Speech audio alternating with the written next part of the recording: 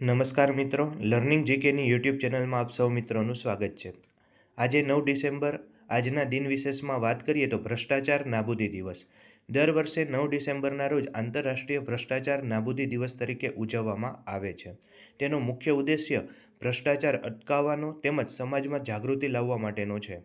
સંયુક્ત રાષ્ટ્રસંઘની સામાન્ય સભા દ્વારા 31 ઓક્ટોબર 2003ના રોજ 9 ડિસેમ્બરને આંતરરાષ્ટ્રીય ભ્રષ્ટાચાર નાબૂદી દિવસ તરીકે ઉજવવાનું નક્કી કરવામાં આવ્યું.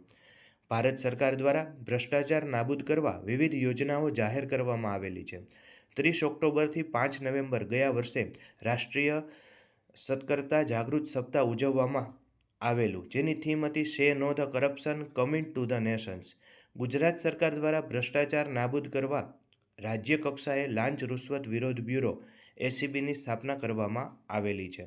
ત્યારબાદ વાત કરીએ તો 9 ડિસેમ્બર હોમાઈ વ્યારાવાલા ફોટોગ્રાફર્સની જન્મજયંતિ. ભારતના પ્રથમ મહિલા ફોટો પત્રકાર હોમાઈ વ્યારાવાલાનો જન્મ 9 ડિસેમ્બર 1913ના રોજ નવસારીમાં પારસી પરિવારમાં થયો હતો. આ વખતે તેમની 111મી જન્મજયંતિ છે. તેમણે મુંબઈની જે સ્કૂલ ઓફ આર્ટ્સમાં ડિપ્લોમા સુધીનો અભ્યાસ કર્યો હતો. તેમણે વર્ષ 1938માં ફોટોગ્રાફી ક્ષેત્રે પ્રવેશ કરીને તે સમયે કેમેરા જેવા ઉપકરણને એક આશ્ચર્ય તરીકે માનવામાં આવતું હતું. તેમણે પતિ તેમજ મિત્રો પાસેથી હોંશભેર તસવીર કળા શીખ્યા બાદ 1938થી સામયિકમાં તસવીરકાર તરીકે કારકિર્દી શરૂ કરી હતી. તેઓ ભારતના કેમેરાના કસબી અને મહિલા ફોટો જર્નાલિસ્ટ તરીકે જાણીતા છે. એક્ઝામમાં આ વાત પૂછાયેલી છે. તેઓ વર્ષ 1942માં બ્રિટિશ માહિતી ખાતામાં જોડાયા પછી તેમની કળાની કદર રાષ્ટ્રીય કક્ષાએ થવા લાગી હતી.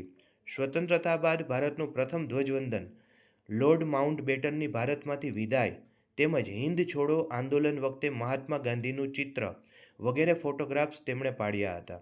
તેમના ચિત્રો ડાલ્ડા 13ના નામે પ્રસિદ્ધ થયેલા છે.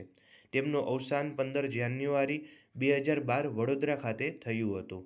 તેમની 104મી વર્ષગાંઠ ગૂગલે ડૂડલથી ફર્સ્ટ લેડી ઓફ ધ લેન્ડના નામથી સન્માનિત કરી અને ઉજવી હતી.